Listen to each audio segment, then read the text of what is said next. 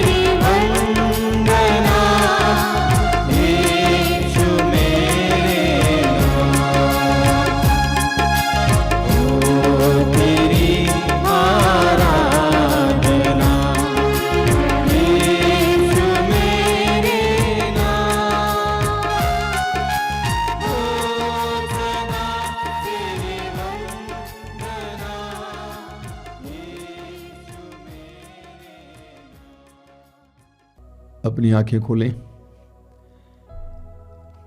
मेरे प्रिय भाई और बहनों, जब हम पीड़ा में होते हैं, परेशानियों में होते हैं, हमें चारों ओर से अलग अलग प्रकार की तकलीफें घेर लेती हैं। उन सारे क्षणों में हम अक्सर प्रभु से प्रार्थना करते हैं, प्रभु हमें इससे छुड़ाइए। हम प्रभु से प्रार्थना करते हैं, प्रभु इससे हटाइए। लेकिन आज से हमारी प्रार्थना को बदलना है। हमें प्रभु से कहना है कि प्रभु मेरी इस परिस्थिति में उतर आना, मेरे शारीरिक पीड़ा की इस अवस्था में उतर आना, मेरे जीवन की इस तंगी में उतर आना, मेरे पापों में इस जीवन में उतर आना। हमारी प्रार्थना को बदलने की आवश्यकता है। हम मत्ती के समाचार के अध्याय 16 में पढ़ते हैं, जब प्रभु यीशु ने अपने शिष्यों से अपने दुख भोग और मृत्यु और पुनरुत्थान के बारे में भविष्यवाणी की, तो पेतरुस प्रभु को अलग ले जाकर बोलने लगा कि आपके साथ ऐसा ना हो। तो प्रभु ने पेतरुस से कहा कि तुम हट जाओ शैतान, तुम ईश्वर की तरह नहीं बल्कि मनुष्यों की तरह सोचते हो। हम मनुष्य चाहते हैं कि हम दुख का सामना ना करें, हमेशा सुख का अनुभव करें, जो कि सत्य नहीं है, स्वाभाविक नहीं है, संभव नहीं है। बिना रात का दिन नहीं होता है, बिना दुख का सुख नहीं होता है। ये दोनों जीवन के दोनों अलग अलग हिस्से हैं, जिंदगी के दो अलग अलग पहलू हैं। हमें अपने विचार को बदलने की जरूरत है